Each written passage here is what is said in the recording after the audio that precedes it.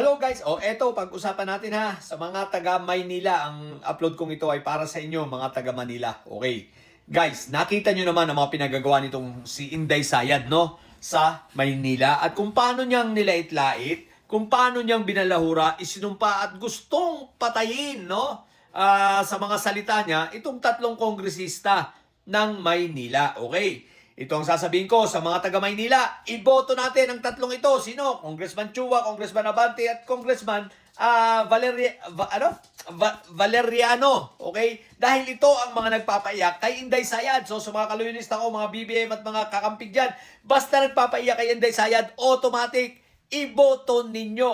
Pero ito, sa mga taga Maynila, makinig kayo. Pinagmumura, nilait-lait, isinumpa at kala mo kung sinong siga at kala mo kung sinong taga Maynila, kung Maynila, baga siya hindi naman siya taga Maynila, ang nagsalita ng masasama sa mga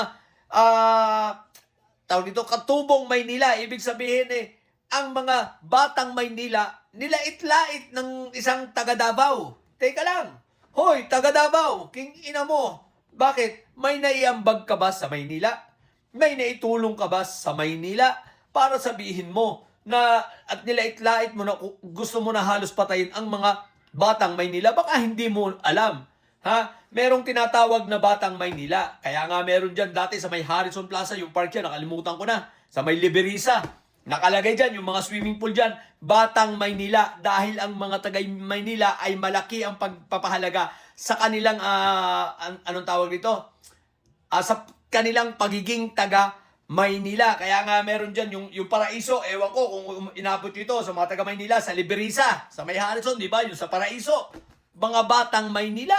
So, yung salitang batang Maynila, napakahalaga nito sa mga Manileño. Ang tanong ko, Maynila, pumapayag ba kayo na nilalait-lait yung mga batang Maynila, na mga congressman ninyo, na mga ipinanganak sa Maynila, mga tubong Maynila, nilalait-lait nitong lintik na itong king-inang itong vice presidente natin na bobo at may sayad, na taga Davao, na ni isang kusing wala namang itinulong sa inyo sa Maynila, ni isang basurahan walang inilagay sa inyo, tapos pupunta ron at mumura-murahin niya ang mga taga Maynila. Ang pagmura po ni Inday Sayad sa tatlong congressman na ito ay katulad rin lang ng pagmumura niya sa inyo. Nang sabihin niya na itong mga ito ay mga binaboy-baboy niya, yun po ay pambababoy din sa inyo na mga taga Maynila. Bakit? Hindi naman siya taga Maynila. Siya po ay taga Davao. Mas siguro dapat nyo pang i-accept kung ang nambaboy sa mga ito ay mga kapwa nyo taga Maynila.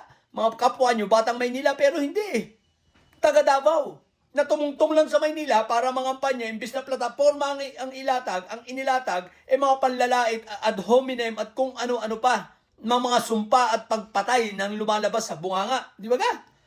Isipin ninyo yun, ang panglalait sa tatlo ninyong representante, tandaan nyo ha, nakababayan ninyo na inyong mga kapwa batang Maynila ay pambababoy sa inyo, mga taga Maynila. Kaya nakakalungkot, bakit? Itong si Isko na sinasabi niyang siya rin ay batang Maynila. Totoo naman, batang Maynila siya. Diyan yan isinilang. Pero trinaydor kayo. So anong dapat yung gawin? Aba, natural. Simula kay Isko hanggang sa kabababaan ng mga nakapartido sa kanya, wag niyong iboto. Ang mga pro-China, wag niyo ring iboto. Tandaan ninyo yan ha. Lahat ng mga inendorso ni Inday Sayad, kalimutan na ninyo. Bakit? Nang binalahura ni Inday Sayad ang tatlo ninyong congressman, binalahura na rin kayo, mga batang Maynila. Once in my life, no? Batang Maynila din ako at ako'y Arroyo High School. No, diyan ako nag-high school sa Arroyo. Sabi ko nga sa inyo, naglalaro ako sa Luneta, nag-i-skating ako sa Luneta. Yang sa Kalaw, Masagana grocery store pa yan. Diyan rin sa harap niya may basketballan. Diyan ako nagbabasketball. May half court diyan. At naging player din ako nung Santa Isabel College. Although puro babae kasi yun, so kami yung mga kinukuha, no? Para maglaro. So ako rin po ay bata Maynila, tambay ako ng Quiapo, tambay ako ng Recto, kaya mahal ko po ang Maynila. So iba yung ambiance sa tuwing napupunta ako ng Maynila, ng Malate, Ermita.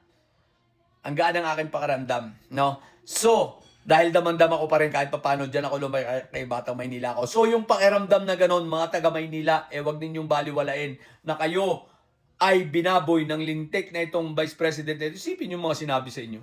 Puro pambababoy.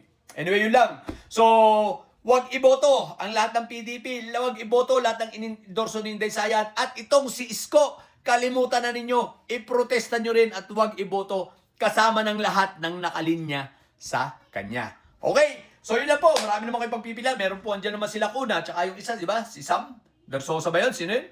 So, may pagpipilian kayo. Kalimutan nyo na si Isko. Okay? So, yun na po. Sa mga bobong didilis at may sayad, yan na manatili kayo mga may sayad. Tingnan nyo, sa mga may sayad, ay laging high blood. Bye!